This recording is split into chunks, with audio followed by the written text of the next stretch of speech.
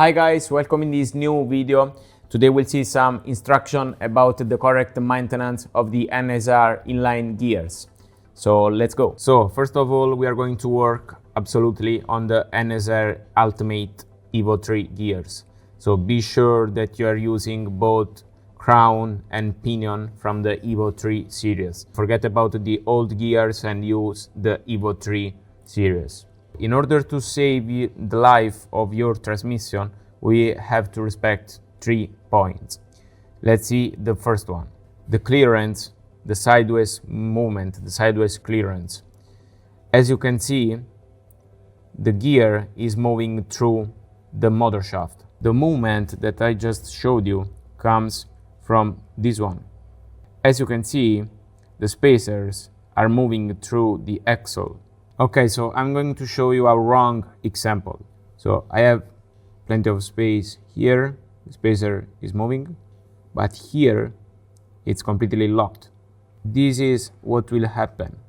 The axle is completely stuck. So the gear doesn't have any clearance into the motor shaft. So this will be for sure an issue and will break your gear. So be sure you have the correct clearance on both spacer. Both spacer must move. So if that happens, it's pretty easy to solve it. You just have to pull the wheel a little bit out. So you just unscrew, pull it out, and you see you have movement again. Now there's again space on both spacers. They are moving. So once step 1 is completed, we can move through the step 2, which is very important. It's about oiling. So we just have to put some drop of oil into the bushings, the transmission bushings and the motor bushing. And then we have to apply grease into the metal hub. This is very important. I'm going to show you. So what I'm going to do is putting grease into the aluminum hub, just like in this way. Just a little bit, as I did here. So inside the aluminum hub, and I will rotate the axle to let it splash over the aluminum hub. So as you can see, the result is the aluminum hub is full of grease, but the pinion and the crown are completely dry. This is extremely important. Be sure that when you're putting the grease into the aluminum hub, it's never going on the pinion or on the crown. So be sure about that. Step 3, very important. Pinion on position. This is very important, especially if you're using smaller gears like the 24, the blue one.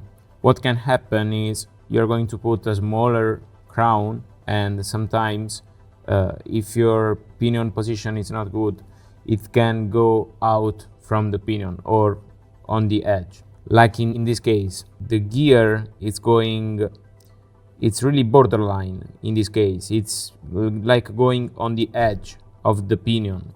So it's really borderline.